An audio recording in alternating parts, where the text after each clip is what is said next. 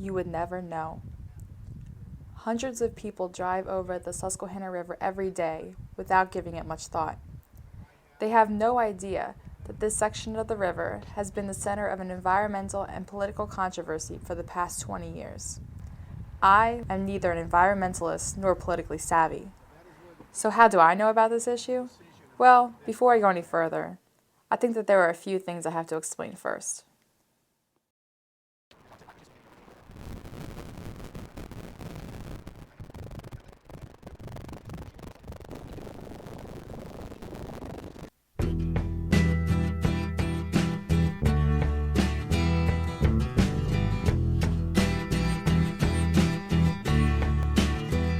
The Susquehanna River flows 444 miles, running from upstate New York down into the Chesapeake Bay.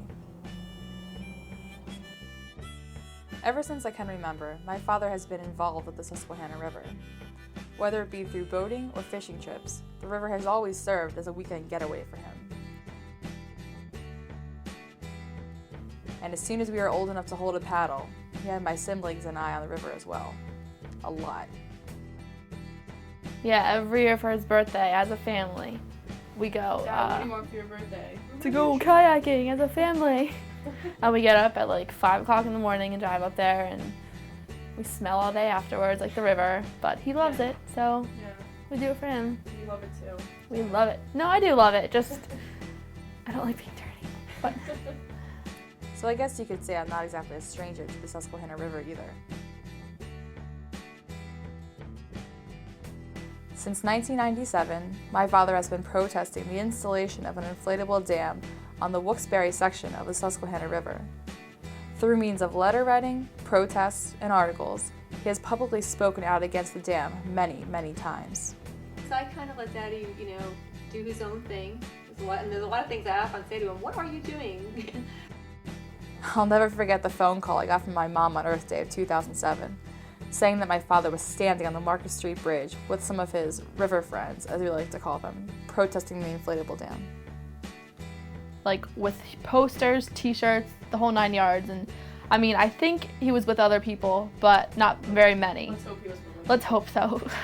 And I was like, okay. Like, I knew that he was protesting the inflatable dam, but I didn't know he was going this extreme. Like, he just had like t-shirts that said no dam, or he was like just, I saw he was in a lot of articles in the paper, but when he was protesting on a bridge and people were honking at him and whatever else, I thought that was a little extreme.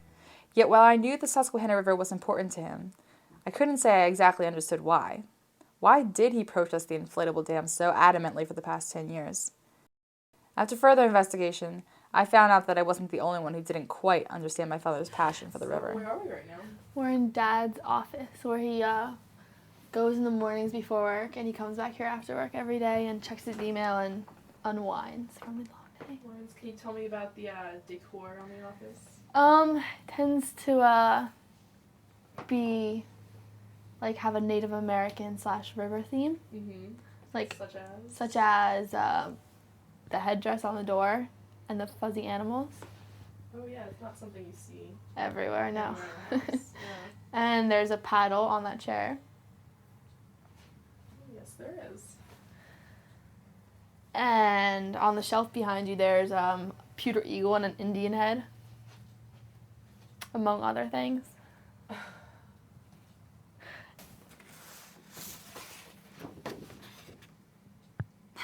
I don't think many dads have this, Dad, but what is that? so Yeah. further proof. And I knew that the environment was really important to him. He was Right. very Yeah. ecology-minded. Absolutely. Did you have a problem with that, or was No, I just intriguing to you? You know how they say opposites attract? Yes. So you consider yourself Well, all I know is when I met your father, I had a rabbit fur coat. And that was not good. Wasn't too happy about that? I don't think I ever wore it with him. He banned rabbit fur. So, suffice Gotcha. to say, I guess I've changed a little bit. Oh, yes. So, it's all compromise. And he threatens that when you guys roll out of the house and we're retired, that, we'll be living on the river and, I'm not sure. I don't think so. So Lisa, how do you feel about Dad protesting the installation of the inflatable dam on the Susquehanna River? I'm obviously for it because I'm his daughter and I kind of have to be.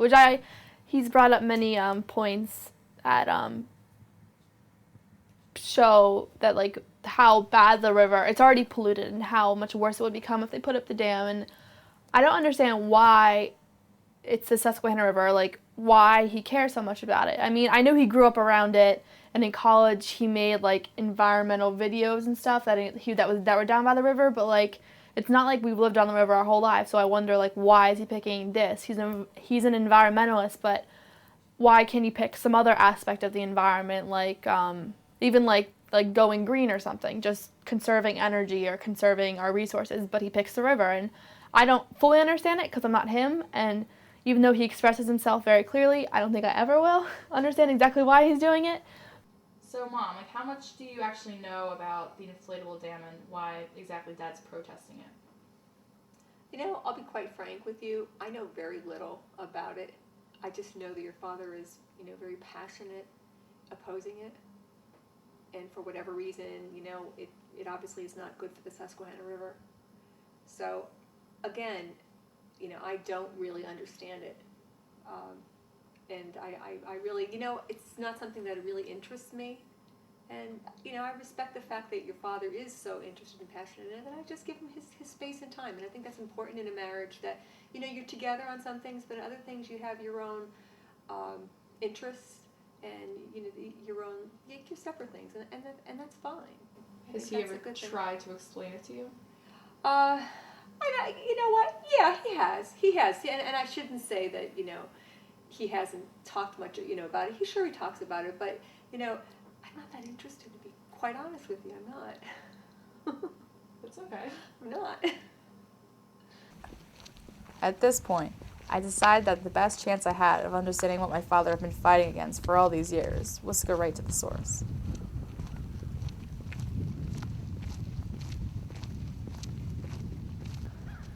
Beginning in 1988, U.S. Congressman Paul Kanjorski decided that he wanted to build an inflatable dam on the Susquehanna and create a lake that would back up the river about 4.5 miles.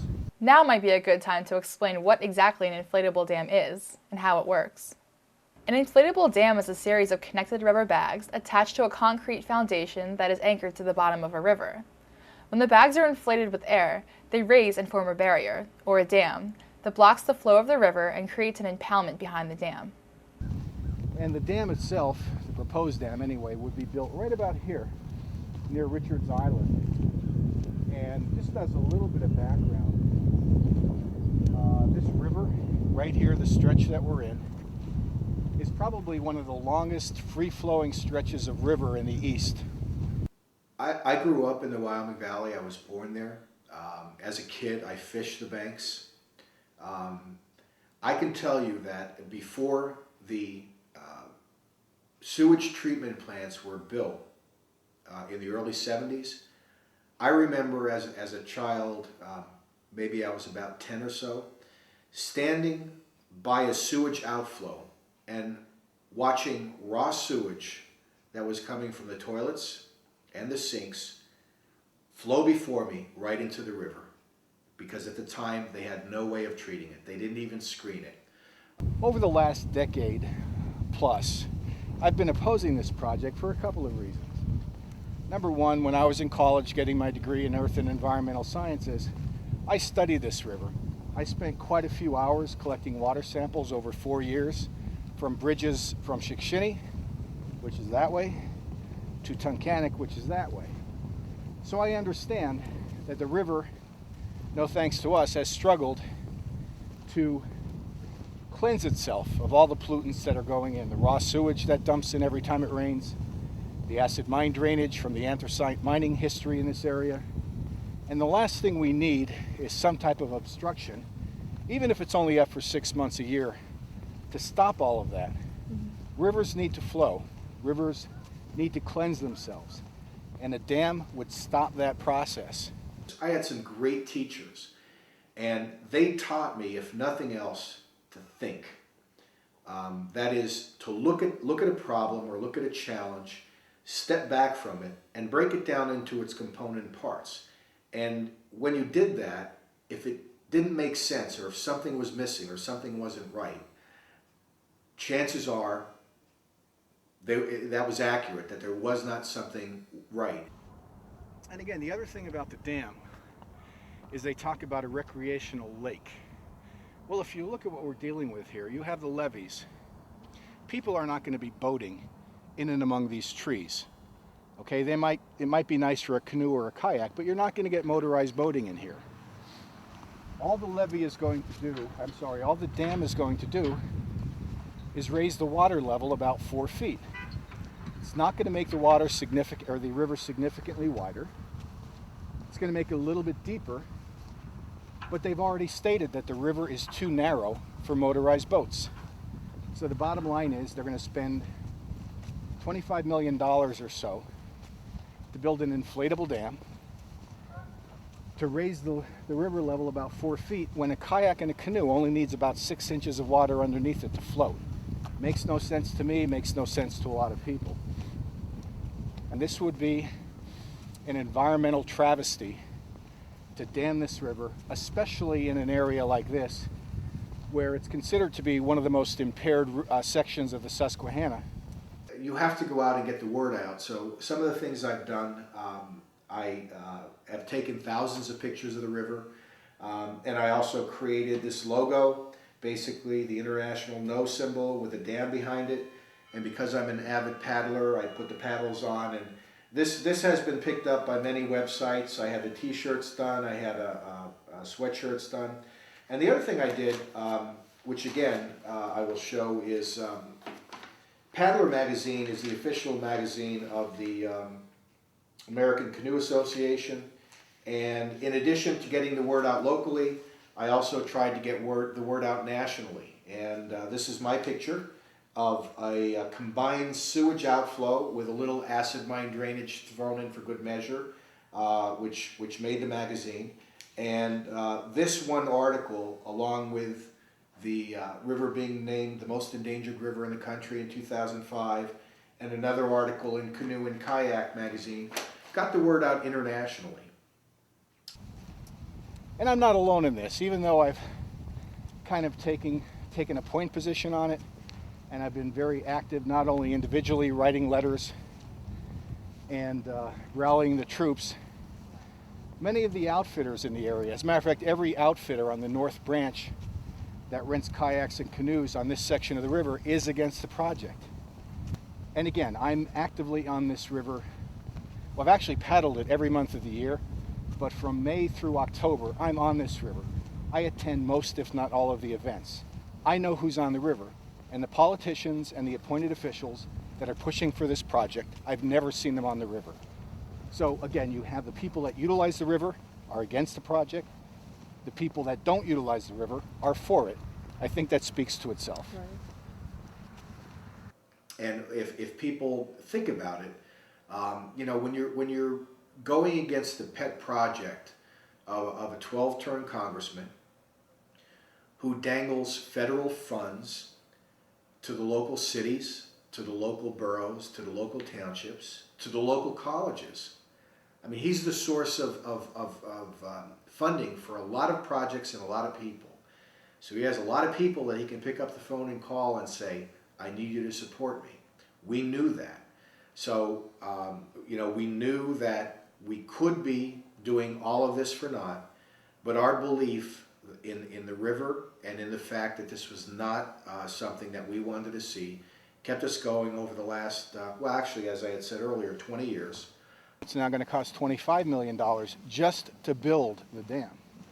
Now forget about maintenance, because they're bags filled with air, and the air is pumped in by machinery, and machinery fails. So they're going to have to pay someone full-time to monitor the equipment. They're going to have to pay for security, because we have heard reports that the inflatable dam downstream has been shot at. They call them the Sunbury Sniper. But it costs, when one of those bags deflates or gets a rip in it, or a piece of debris hits it and tears it, it's going to cost tens of thousands of dollars to repair the bag. And these are all the costs that they're not talking about in the paper. So they talk about $14 million or they talk about $25 million. But if the thing were built, you can add a couple of $100,000 a year, both in terms of manpower costs and in terms of repair costs. And again, these are things that aren't being shared with the people now, but if the dam is approved and if it were built, unfortunately it's too late.